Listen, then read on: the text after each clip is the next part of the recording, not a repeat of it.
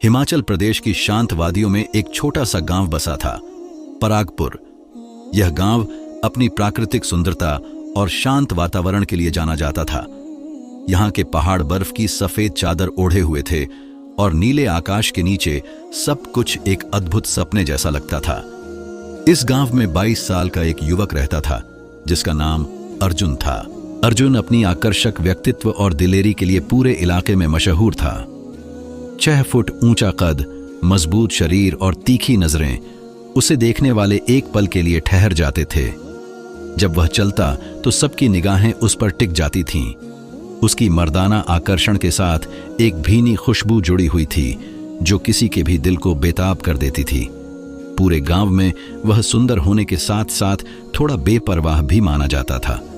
वह आसानी से किसी पर ध्यान नहीं देता था, लेकिन जहां से भी गुजरता युवतियां उसे देखकर आहें भरतीं और सोचतीं कि कौन भाग्यशाली होगी जो इस युवक की जीवन साथी बनेगी। अर्जुन बहुत साहसी था और किसी भी खतरे से नहीं डरता था।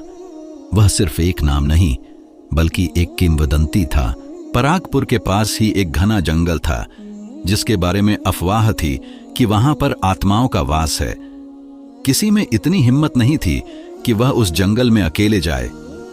एक दिन अर्जुन अपने दोस्तों के साथ बैठा हुआ था जब उसके एक दोस्त कर्ण ने चुनौती दी, अर्जुन, तुम हमेशा अपनी बहादुरी की बातें करते हो और कहते हो कि तुम्हें किसी से डर नहीं लगता, तो एक रात उस जंगल में बिताकर दिखाओ, तभी मैं मानूंगा कि तुम सच बोल रहे हो। अर्जुन सुनकर मुस्कुराया। ठीक है, मैं एक रात वहां गुजार लूंगा, लेकिन बदले में मुझे तुम्हारा नया स्पोर्ट्स बाइक चाहिए। वह काफी समय से कर्ण से उसकी पसंदीदा बाइक मांग रहा था, जिसे कर्ण देने को तैयार नहीं था। आज अर्जुन के लिए एक अच्छा मौका था। कर्ण हंसा। अगर तुम जिंदा वापस लौटने में कामयाब हो गए तो मुझे वह बाइक देने में कोई दिक्कत नहीं है, लेकिन तुम्हारा जिंदा वापस आना जरूरी है। गांव में उस जंगल के बारे में कई डरावनी कहानियां फैली हुई थीं। कहा जाता था कि जो भी उस जंगल में जाता है उसे आत्माएं अपने साथ ले जाती हैं या वहीं मार देती हैं। गांव के एक बुजुर्ग ने वहां एक बहुत ही खूबसूरत महिला को देखा था, लेकिन फिर उसका चेहरा भयानक रूप में बदल गया और वह एक डरावनी चुड़ैल बन गई। वह बुजुर्ग किसी तरह भागकर वहां से निकला, लेकिन गांव पहुंचकर जैसे ही उसने लोगों को उस औरत के बारे में बताया, उसे दिल का दौरा पड़ा और वह वहीं मर गया।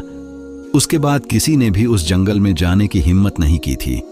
अर्जुन भी यह कहानियां सुनता रहता था, लेकिन वह हमेशा अपनी ही धुन में रहता था। रात के 10 बजे थे। वह अपने दोस्तों के साथ जंगल के किनारे पर जाकर खड़ा हो गया। मेरी मानो तो मत जाओ, विक्रम ने उसका हाथ पकड़ लिया। वह बहुत डरा हुआ लग रहा था। अब तो बात मेरी मर्दानगी पर आ गई है। अर्जुन ने उसकी आंखों में देखते हुए दृढ़ता से कहा, तुम्हें घबराने की जरूरत नहीं है। मैं तुमसे वादा करता हूं कि जिंदा वापस आऊंगा, और वैसे भी ये आत्माएं मेरा क्या बिगाड़ लेंगी। मैं किसी से नहीं डरता। वह ऊंची आवाज में चिल्ला रहा था, जैसे जंगल में रहने वाली आत्माओं को ललकार रहा हो। उसके दोस्तों ने उसकी पीठ थपथपाई और गांव की तरफ लौट गए। अब वह वहां अकेला खड़ा था। वह मजबूत इरादे वाला था, लेकिन फिर भी उसका दिल एक पल के लिए धड़का। जैसे ही उसने जंगल की सीमा में कदम रखा, पायल की झनकार सुनाई दी। वह सतर्क हो गया और अपनी तेज नजरों से चारों ओर देखने लगा। दूर दूर तक अंधेरा छाया हुआ था। जानवरों की गुर्राहट की आवाजें भी आ रही थीं। उनसे मुकाबला करने के लिए वह अपने साथ एक मजबूत लाठी भी लाया था।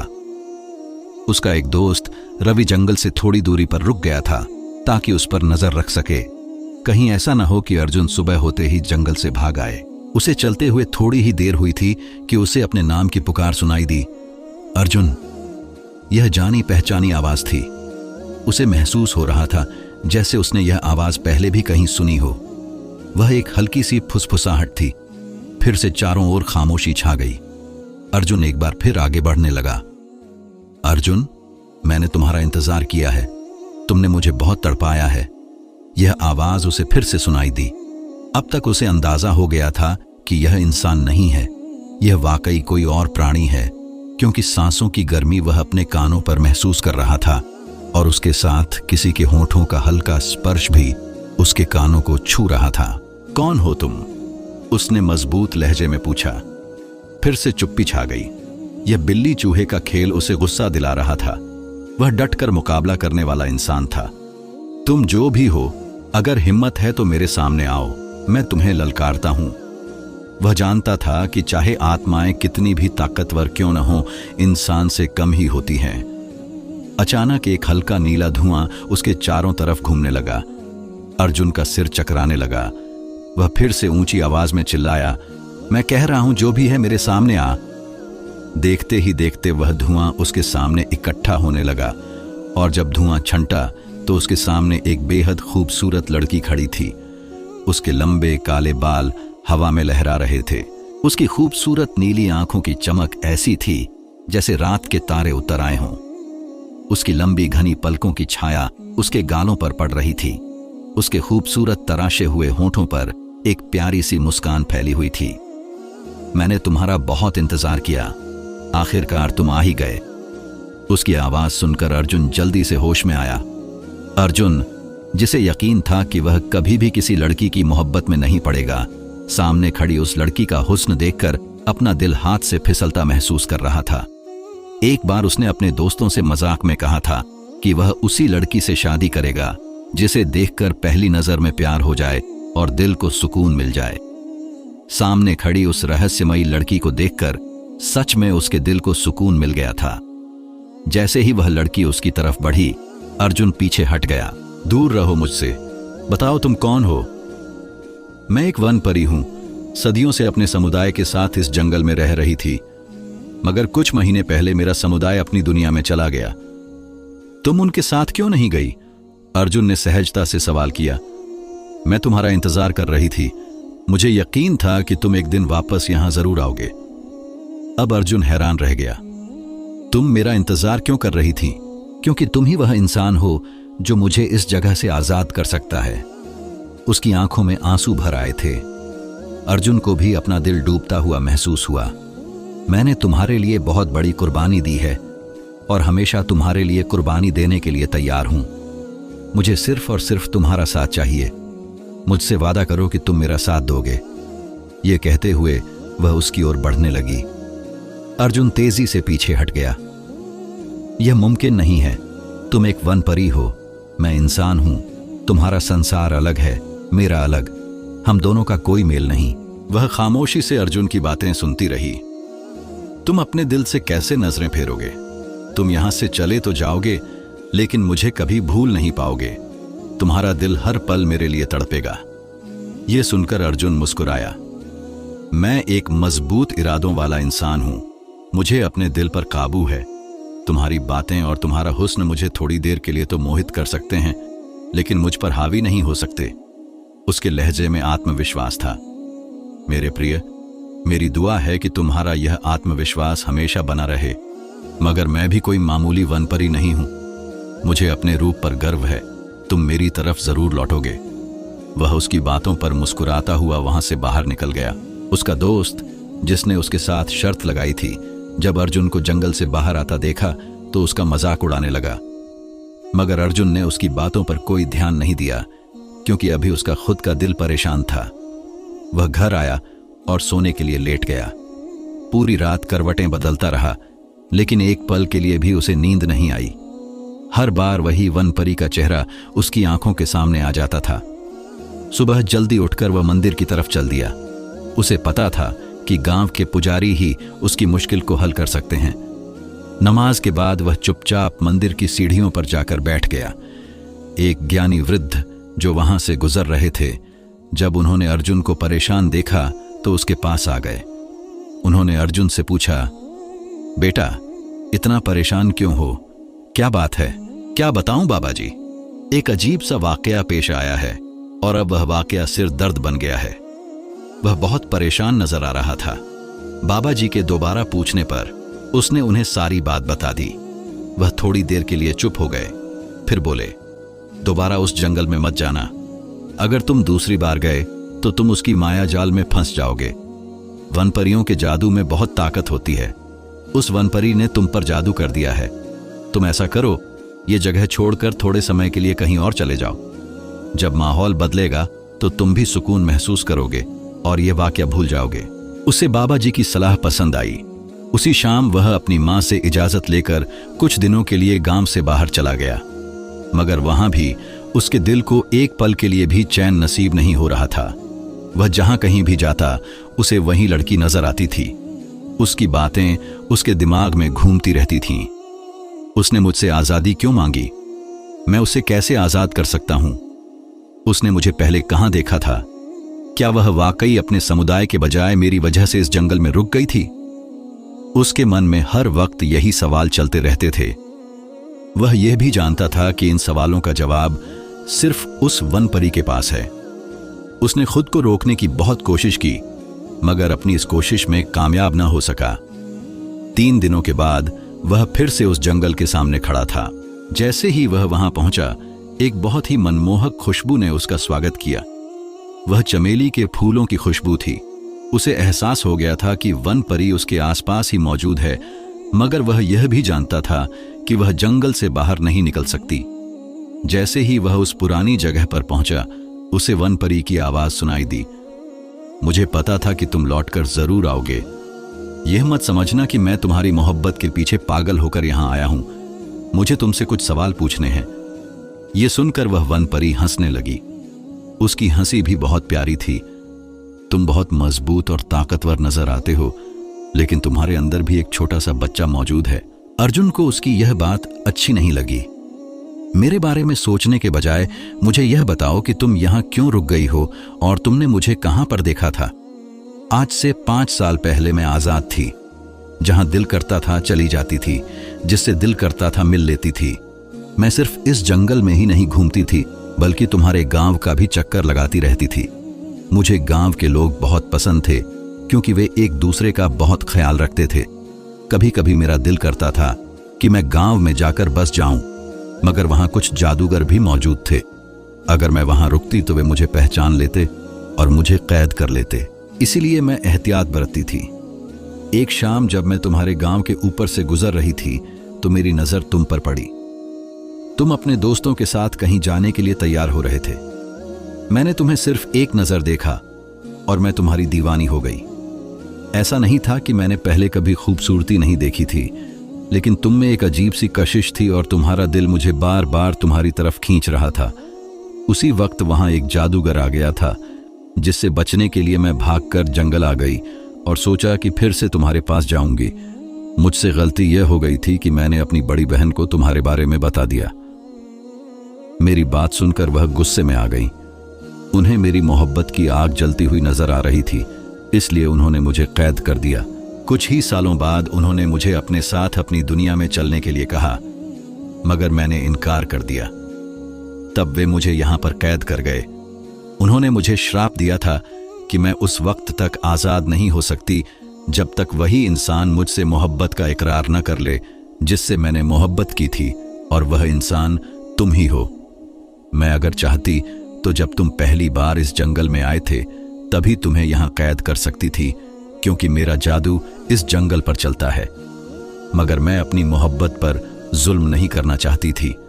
मैं चाहती थी कि तुम खुद अपनी मर्जी से मेरी तरफ आओ। अर्जुन सोच में पड़ गया। मुझे तुमसे मोहब्बत नहीं हो सकती, क्योंकि मैं तुम्हारी हकीकत से वाकिफ हूं। मोहब्बत जात पात देखकर नहीं होती। मोहब्बत तो बस हो जाती है। अगर तुम मुझसे मोहब्बत नहीं कर सकते हो तो मुझ पर एक एहसान कर दो। रोज मुझसे मिलने के लिए आ जाया करो और मुझसे कुछ देर बैठकर बातें किया करो, ताकि मेरे दिल का बोझ हल्का हो जाए। वह वन परी अर्जुन की मिन्नतें करने लगी। ठीक है, मैं तुमसे मिलने के लिए रोज आया करूंगा। और फिर पूरे गांव ने देखा कि रोज शाम 5 बजे अर्जुन उस जंगल में चला जाता था और सुबह वहां से वापस आता था। वह वन परी से पूरी रात बातें करता रहता था। उसे वक्त गुजरने का एहसास ही नहीं होता था। थोड़ा सा समय और बीता तो उसे खुद ही इस बात का एहसास होने लगा कि उसे उस वन परी से मोहब्बत हो गई है। वह अपने आप से नजरें चुराता था, मगर उसका दिल निशा के नाम पर ही धड़कता था। चांदनी रात थी। वे दोनों झील किनारे बैठे हुए थे। उनके रिश्ते को 1 साल बीत चुका था। निशा ने उसका सिर अपने कंधे पर रखा हुआ था। मैं तुमसे बहुत मोहब्बत करती हूं। तुम मेरे लिए बहुत कीमती हो। मैं तुम्हें किसी भी हालत में खोना नहीं चाहती। कभी कभी मुझे डर लगता है कि जिस दिन तुम्हारी शादी हो गई, ये बात करते ही उसकी आंखों में आंसू आ गए थे। अर्जुन ने बहुत प्यार से उसकी आंखों से आंसू पोंछे और उसके माथे पर एक चुंबन देते हुए कहा, मैं भी तुमसे बहुत मोहब्बत करता हूं। मैं भी तुमसे शादी करना चाहता हूं। क्या ऐसा मुमकिन हो सकता है कि हम दोनों एक हो जाएं? निशा को अपने कानों पर यकीन नहीं हो रहा था। क्या तुम सच कह रहे हो? क्या तुम्हें मुझसे मोहब्बत हो गई है? वह खुशी से चिल्ला पड़ी थी। उसी के साथ उसके वजूद से हल्का नीला प्रकाश हटने लगा। उसका श्राप खत्म हो गया था। वह आजाद हो चुकी थी। तुमने मुझे आजाद कर दिया है अर्जुन। अब मैं अपनी मर्जी से जहां चाहूं जा सकती हूं। अब मैं तुमसे मिलने के लिए तुम्हारे घर भी आ सकती हूं। अब कोई भी ताकत मुझे नहीं रोक सकती। अर्जुन उसकी बातें सुनकर मुस्कुराने लगा। उस रात भी वे ढेर सारी बातें करते रहे थे। सुबह जब वह अपने घर के अंदर दाखिल हुआ तो सामने वही बाबा खड़े थे जिनसे वह कुछ समय पहले मिला था। अरे बाबा, आप यहां क्या कर रहे हैं? वह थोड़ा सा परेशान हो गया था क्योंकि अब उसे हर उस इंसान से डर लगने लगा था जो उसकी मोहब्बत को नुकसान पहुंचा सकता था। थोड़ी देर के लिए मेरे साथ चलो, मुझे तुमसे बात करनी है। अपनी प्रियतमा से कहो कि वह हमारे पीछे ना आए, क्योंकि मैं उसकी मौजूदगी महसूस कर सकता हूं। यह बात सच थी कि निशा अर्जुन के साथ ही खड़ी थी। अर्जुन ने उसे आंखों ही आंखों में इशारा किया और वह वहां से गायब हो गई। वह इस समय पुजारी जी के घर बैठा हुआ था। मैंने तुमसे कहा था कि उस वन परी से दूर रहना। तुम्हारा और उसका कोई मेल नहीं है। तुम लोग एक नहीं हो सकते। लेकिन बाबा, इसका कोई हल तो होगा। इसका कोई भी हल नहीं है। तुम नहीं जानते कि अगर उसके समुदाय में यह खबर पहुंच गई तो वे इस गांव पर बहुत बड़ी आफत ले आएंगे। तुम अपने साथ साथ पूरे गांव को भी खतरे में डाल दोगे। बेहतर है कि उसे भूल जाओ और उसे वापस अपने समुदाय में जाने को कहो। अर्जुन बहुत ज्यादा परेशान हो चुका था। जब भी वह उस वन परी से दूर होने के बारे में सोचता था, उसका दिल घबराने लगता था। उसके वजूद में दहशत भर जाती थी। यह बात सिर्फ वही और उसका ईश्वर जानता था कि उसने कितनी मुश्किल से निशा के बिना वह 3 दिन गुजारे थे। उन 3 दिनों में भी वह हर एक लम्हा उसी के लिए तड़पा था। उसने हर पल उसी को याद किया था।